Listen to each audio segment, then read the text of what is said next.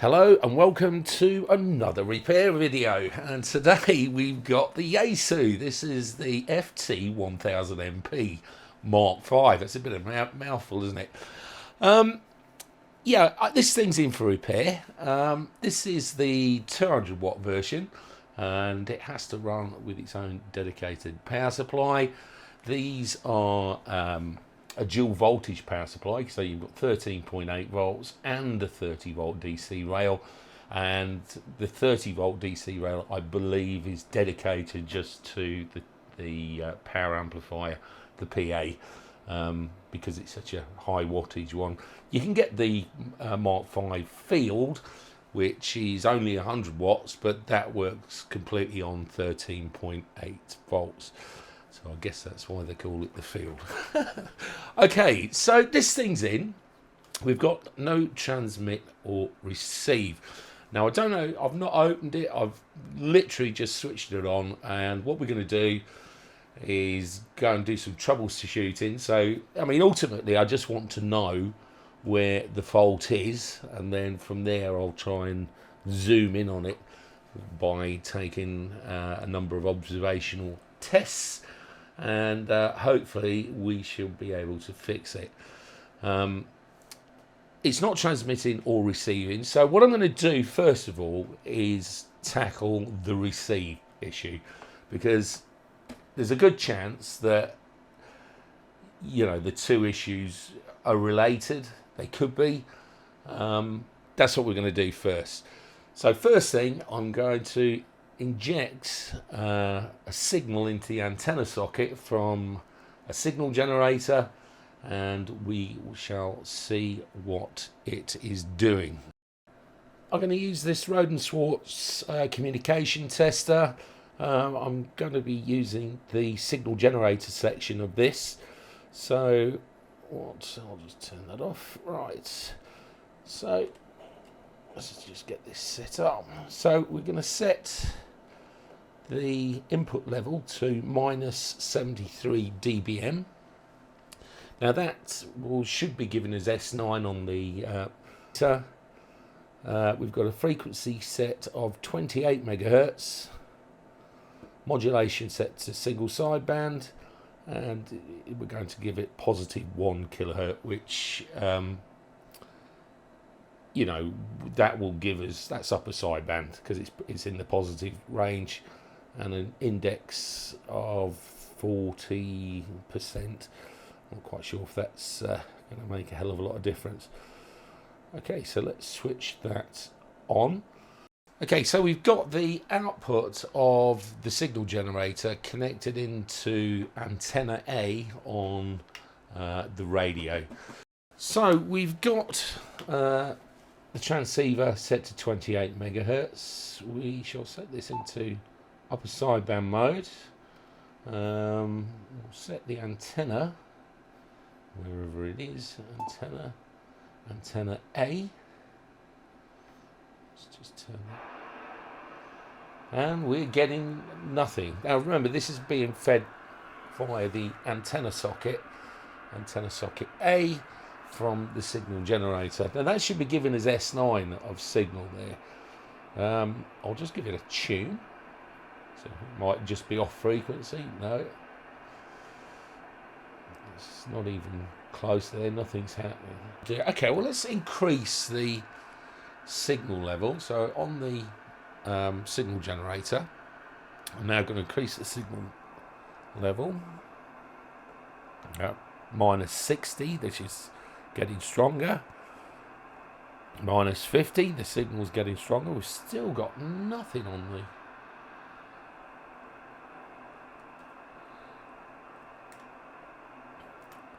minus 40 dBm. Now that should be completely full scaling the S meter. And let's keep going. Oh, we're at minus 12 dBm. That's very, very strong. It's not even, it's given us a, we can hear it, it's given us a 1 bar on the, which is an S1. So that's the third of S1, that 1 bar. I don't know if you can see that, so if I can zoom in. It's not giving us a lot at all. So, but it is receiving. Let's see what happens if we adjust the tuning.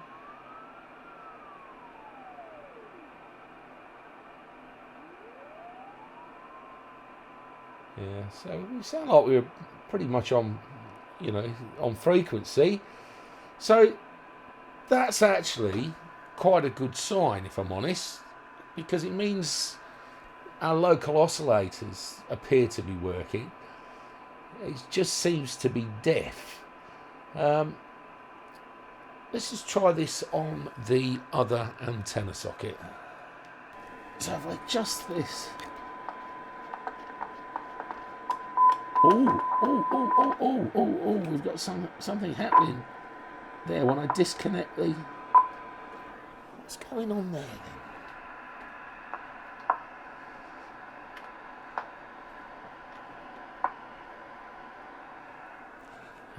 Okay, so if we adjust the relay over to B, well, that's a bit stronger.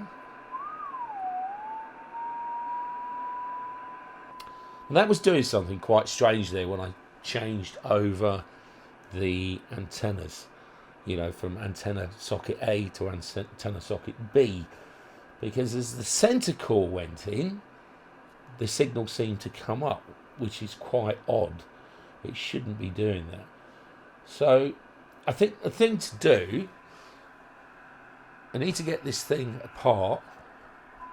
Oh, that's odd as well. Is it a loose connection, maybe?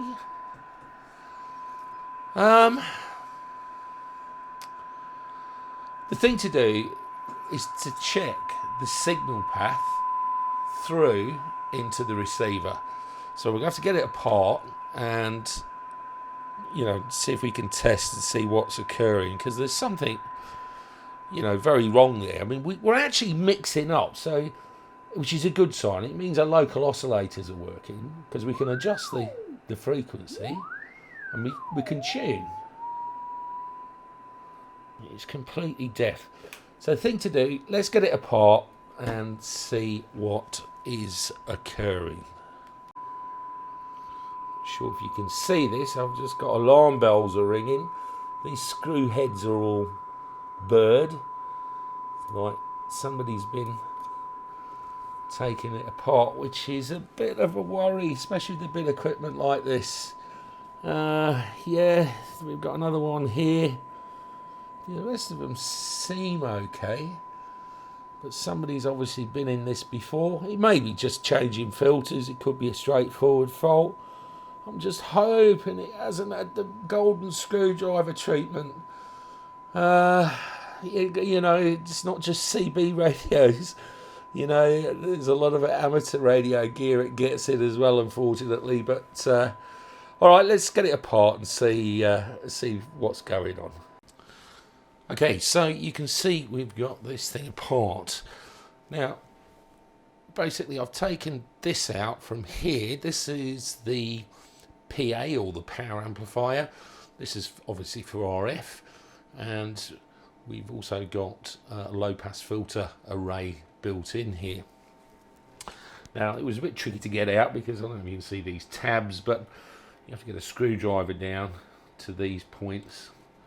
Some points here that these connect to. Now, I've noticed this cable's out. So on this side, this is basically a tuner. These are our antenna sockets here, A and B, and there'll be some relays switching in there. Possibly the RX-TX relay will be on this board. But this cable here coming away is our antenna RX. So depending on what we've got selected on the front, the radio, so if we're on antenna A in receive, then this will create a path through the relay and down the coaxial cable, which plugs in at this point into this unit, which is called the RF unit. Now, it's out. I don't know whether this has happened as I've taken this out. Probably. but I've noticed that there's some soldering been going on around these sockets, so I'd say somebody's been playing with this and that's been removed at some stage, and maybe the cable's not routed because it seems quite tight. I don't know whether you can see that, but it does seem tight, and this thing has got quite a size to it. I would imagine this would have to come down at the bottom and across. Okay, well that would explain why it's deaf, but I'll go through what's actually happening here. So our RX signals come through, through the path, come down onto this board. Now we've got some relays here which make up an attenuator, because there's an attenuator on the front. It's like a variable attenuator, and these relays will switch in, I imagine, various resistors, depending on what attenuation. I'm not quite 100% sure what all the other relays are doing, but we'll get to it. And underneath here, we've got a bandpass filter. So it's basically the radio front end. Also on this board, I don't know if you can see, but down the bottom here, I think it's underneath, there's a mixer. So I think there's a couple of mixers on here, because the RF board doesn't just deal with the receive signals, it's obviously dealing with the transmitter. So the final product for transmission to go into the amplifier also comes away from this board at this point. Now, I imagine what's happening is there'll be another mixer on here to mix the TXIF to make up the final product, and that will most probably utilize these bandpass filters, and in fact I'm certain of it. It'll just route it through another way when it's in transmit mode. It's just to get rid of any spurs or harmonics and such like. So it's the signal coming up to the power amplifiers, it's obviously a clean signal.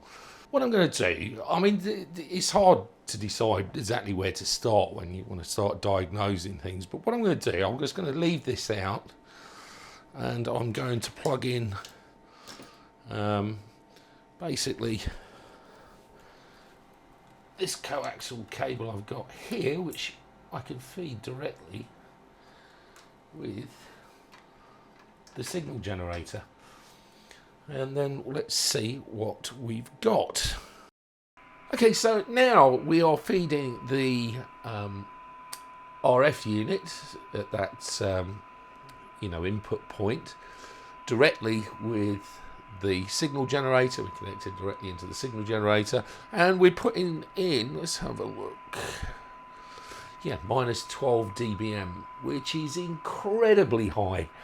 And of course, we're getting, it's still the same problem. We're getting very, very little signal through.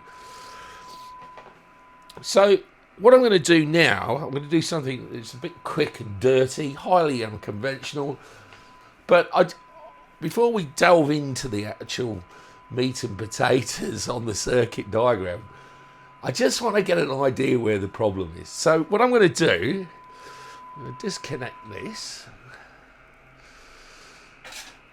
and I'm going to connect my scope probe with the cap on. I'm not going to connect it to anything, but I'm just going to use my scope probe and connect it directly into the signal generator. And then I'm going to just have a dab around. You can actually hear it when I'm taking it near these. Aha. Okay, let's have a look at this. Okay, so if I take the scope probe, I'm not connected to Earth. There's minus 12 dBm signal coming from the signal generator. So this will be radio. And if I just float it about. Okay, now I did say these relays before was probably something to do with the attenuator. They're not. This is actually I think they're bandpass filter arrays, and it's like a pre-scaling bandpass filter. but we'll look at that later on. I think this is the attenuators here. So if I adjust the attenuators, nothing. And if I go on top of this transformer here, it's still as deaf as you like. That should really be giving us something. Nothing. And if we come to the other side of the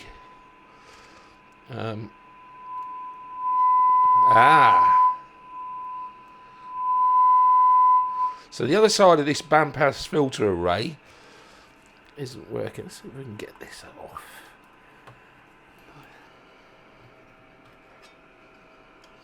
Okay, well, you can see in there. I don't know if I can bring the camera a bit closer.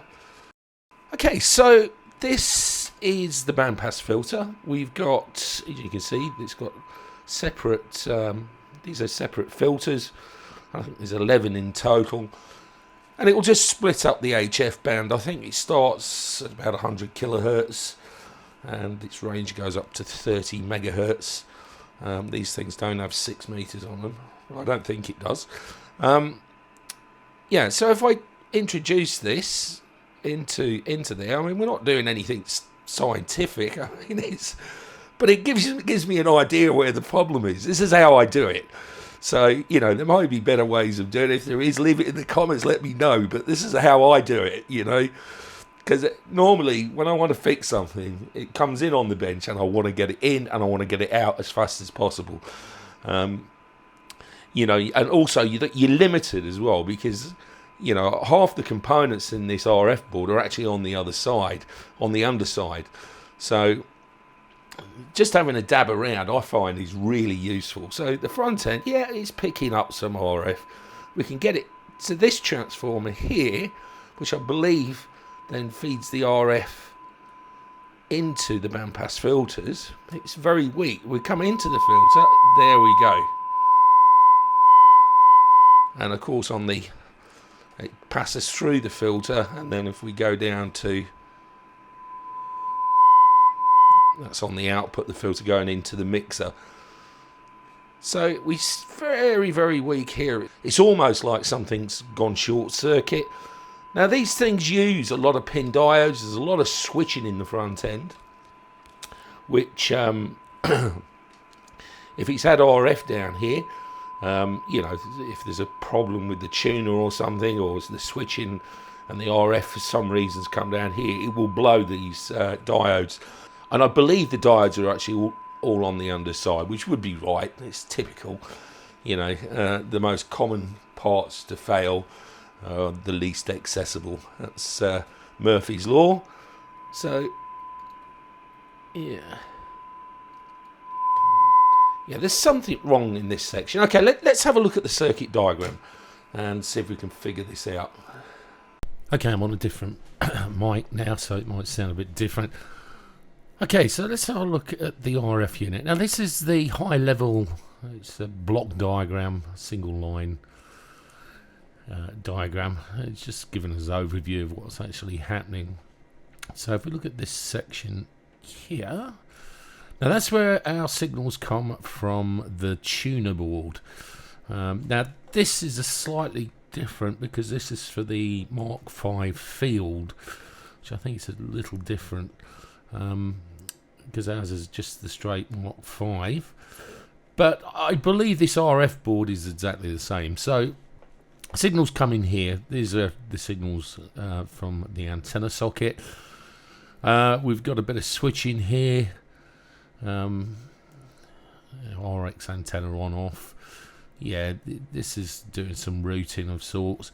But our signals pass from this relay into these two relays here. And basically what we've got is a 6 dB attenuator and a 12 dB attenuator. So we can either have it straight through 0 dB, or we can have it at 5 dB. We can switch that off and then switch on 12 dB, or we've got a choice of switching them both on, and that will give us 18 dBs of attenuation. Our signals then carry on into this relay. Now this is what I got a bit confused with earlier, but this is, as you can see, this switches in these bandpass filters, they're like a pre-scale bandpass filter, and they only seem to kick in on 1.8, 3.5, 3.5 even, 7 megs, 10 megs, and 14 megs. So that's they don't seem to be any more available. So the microcontroller will probably just switch those in as we need them, and then it passes over to the main bandpass filter. I think there's 11 here, and it starts at 0.5 of a meg. Yeah, I thought it was about 100 kilohertz, so it's 500 kilohertz.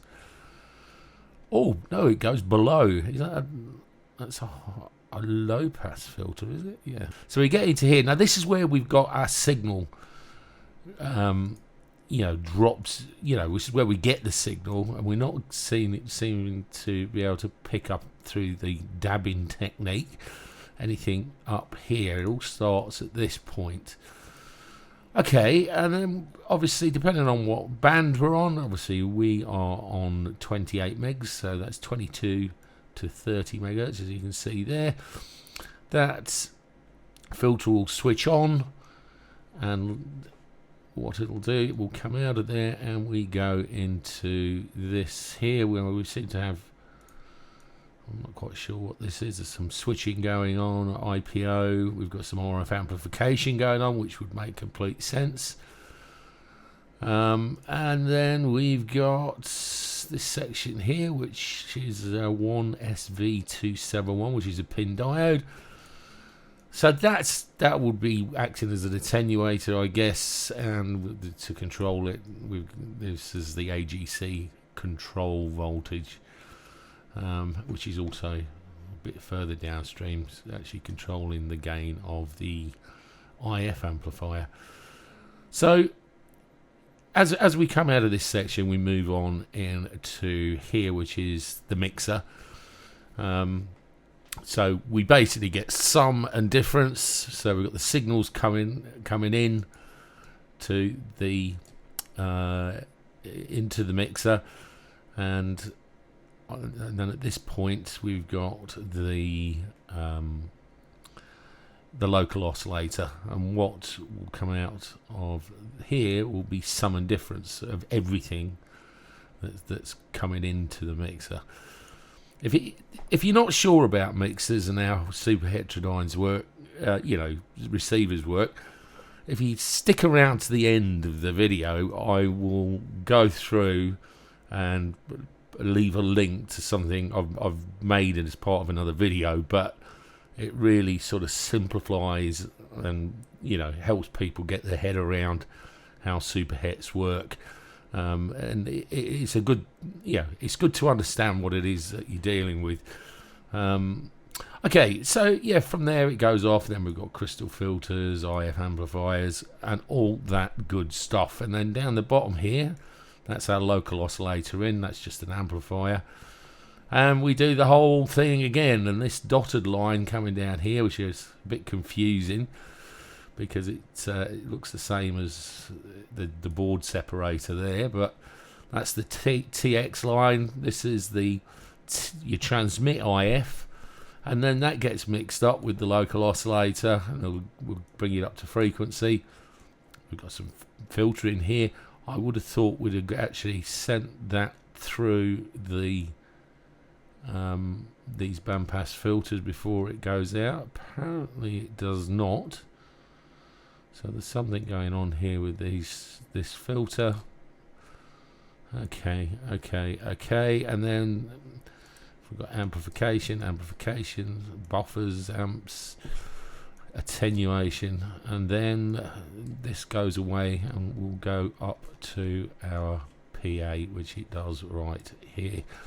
So basically what we want to know is what's causing the problem. So we know we put in a signal in here, we're getting, it's completely deaf, yet if we do a bit of dabbing around at this point, well, it'll be down here on this here, it comes back to life. So there's something between this here and when we get to the antenna. So let's have a look at the circuit diagram. So let's bring that up. Yeah, okay. Is that the right one? Yes, it is. I think this is slightly different, but it's close enough. It'll do. So let's just zoom in a bit. Okay, so we've got the RX antenna out, RX antenna in, RX. Okay, so this is from our antenna here. This comes through. We go through the relay. There's some different options there, and we come off and we go through. So we're down here, and we've got a relay here and a relay there. That is our attenuators. And what else we got here? Yeah, I'm not quite sure what that's there. Switching of sorts. But our signal comes along here, down here, and then we've got this, what looks like a low pass filter. Okay, we've got these diodes here. Now these are things of interest. I have a sneaky suspicion that this has had RF reversed into the antenna socket when it was in receive mode, or there's something wrong with the tuner where the RF is getting down here. Could be a sticking relay, and I suspect there's a problem with these diodes. Now this one here is a pin diode, and this one here, which I believe, I'm not quite sure, but that needs to switch on possibly to bias this. Yeah. So that, yeah, okay, I'm not 100% sure, but we'll check them anyway. This comes down through this filter arrangement, and then we get into T1025. Let's just zoom in on that. Now, that was the one I was dabbing, and we were getting very little. That was the transformer. So it's a little toroid. It's on the board, but we don't seem to be getting. It's very, very weak there. And then we've got more of these diodes. So yeah, with these 1SV271s. So yeah. So we need to check these. And there's another one here. In fact, there's quite a few of them, because if we look over at this side, this is obviously our bandpass filter. This is a 5-order Chevy Chev. I don't even know how to say it. I've just read it in the manual. I know they are very good filters. They're very good at blocking out adjacent frequencies, but we're digressing. So yeah, basically our signals will come in here, get filtered to the, you know, as long as they're within the bandwidth of the filter, the signals will pass through. And again, we've got more diodes. Now these normally work on this side. They're just like a regular diode. They call them band switching diodes. I think they're just Schottky diodes. But on this side, they're pin diodes. Now, pin diodes are quite interesting things. There's I think it's called the intrinsic layer that's in them. They are quite slow to switch, but they're very good at passing.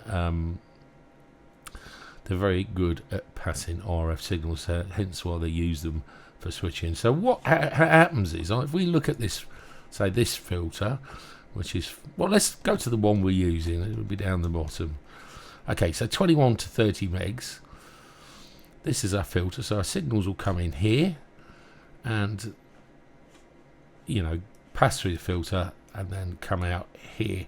Now, in order to switch the filter on, there'll be a voltage swing at this point. So in order, in off state, in a state where the filter's not working, I would imagine that this here will be high, so it would probably be, you know, 12 or 13 volts at this point. And then when we want to use the filter, this line, this BPF11 line, will go low, and it will forward bias these diodes, include the pin diode and the band switching diode, and then the RF will have a path to pass through this filter. That's how it works. So what I'm going to do is just we'll get the meter. We'll just make sure that's switching, which I'm sure it probably is, but let's just check it. And then I'm just physically going to check these diodes, because if this thing has an RF up it, you know, RF power, these are the things that go. So that's the first place I'm going to look. And also there's this here. This is that transformer. Now there's a positive voltage coming up here through this diode, and it's making obviously this side of that coil will go high, I imagine. And if we just trace that back, so that comes through to there, and then if we go down here, it's a bit tricky. Hang on, keep going. So there. Okay, so we've got that goes off to here. So it says R, so that's probably the RX8. So in receive mode, this line will probably go high to 8 volts, and when we're going to transmit, it will go down to 0. And let's just see where else it's going as well. So it comes here.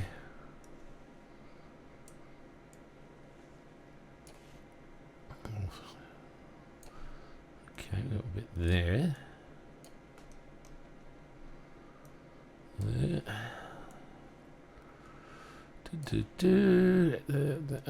Okay. So it's this line here, and that comes up. Okay, all right. I think I know what's happening here. Yeah, so we're in receive. I think that this section here is possibly somebody said an RF amplifier. These look like double balance mixers. They're using 4 field effect transistors. So one of these is going to be for the receive, and the other one will be for the transmitter mixer, to mix up the TX-RF.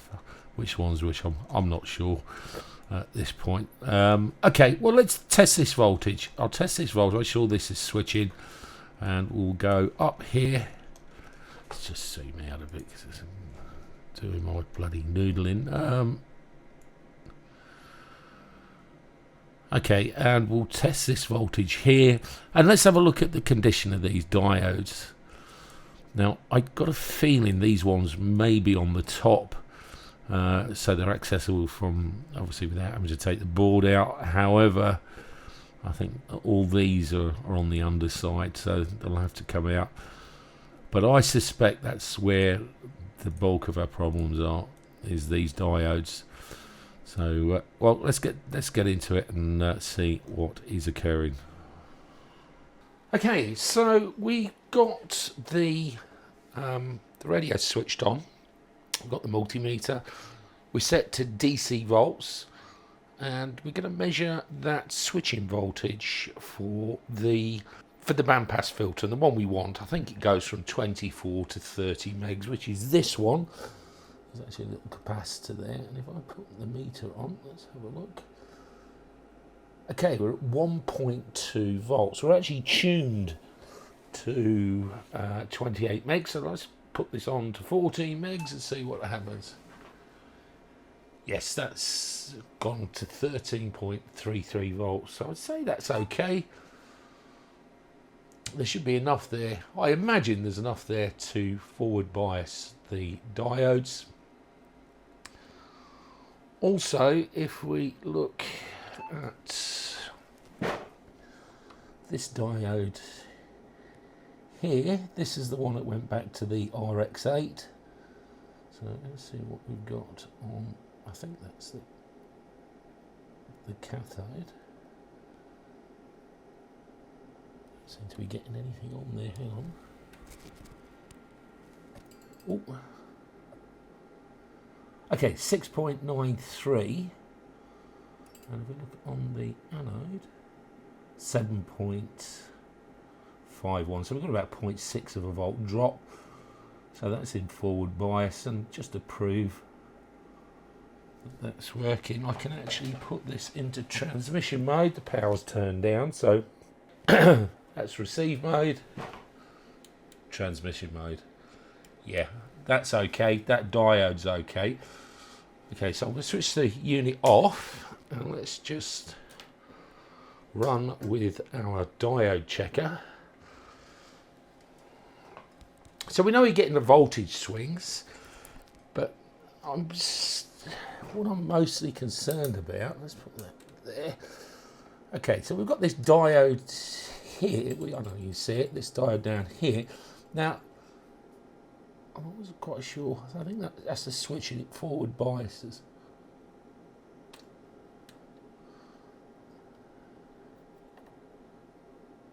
That doesn't look good. That doesn't look good at all. And then down here we've actually got one of these pin diodes.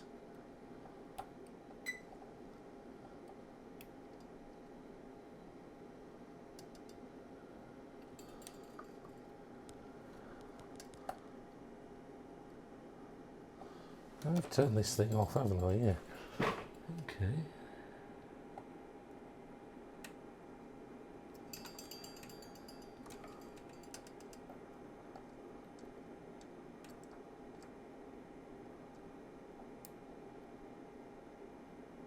No, there's something wrong there. That's open circuit. Okay, well, there's a pattern. I'd definitely say this has had some RF. So what I need to do is take this board out and look at the rest of these pin diodes.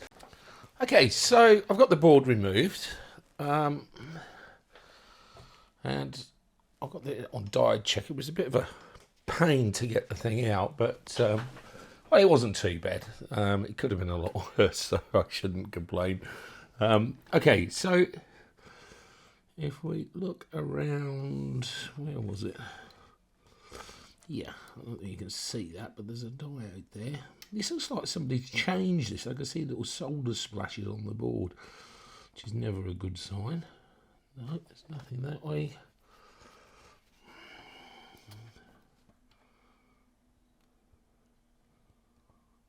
Yeah, that's as dead as a...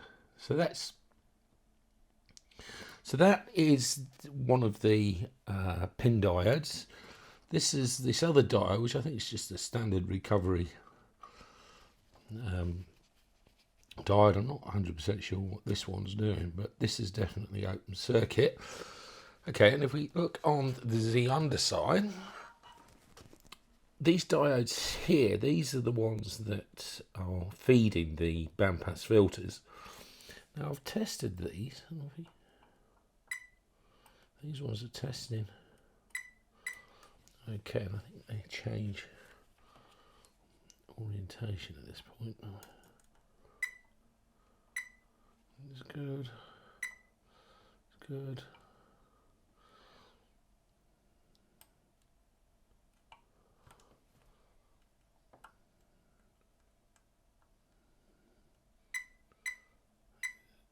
It's good.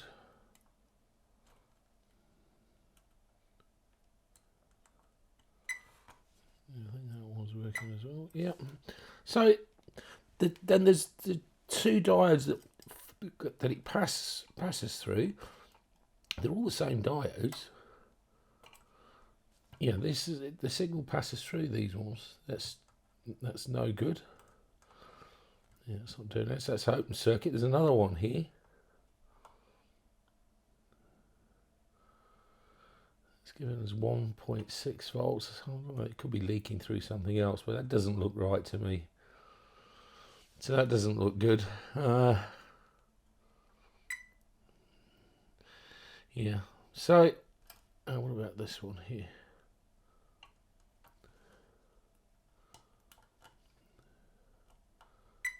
Yeah, that one's good. So it's these two. And then, as we said before, there's one in here, and that one's gone. Now I'm going to go through and just check general components and things. But what I suspect has happened here is obviously there's probably something wrong with the relay on the tuner board, or somebody might have just had it on an antenna switch and accidentally fed another transceiver and transmit into it. It could be. But I'm going to check the tuner board anyway. You know, and that signal's coming here and it's just blown these things. And no wonder we couldn't get anything, because there's no path through, and it's broken at a number of places. So, and when we were doing the dabbing around, that's why we weren't getting anything here, because that then goes on to those two diodes and they're open circuit. So yeah, that explains it. I'm hoping that nothing has happened to the mixers. They seem to be mixing up. I mean, we'll only really know once we get the once we get the signals back on it and see how it's performing. But I've got a feeling it'll be okay. I mean, if there is a problem with the mixers, then we can take a look at it. But I think it's okay. So one step at a time. So I don't want to go gung ho, changing everything when it doesn't need changing. So.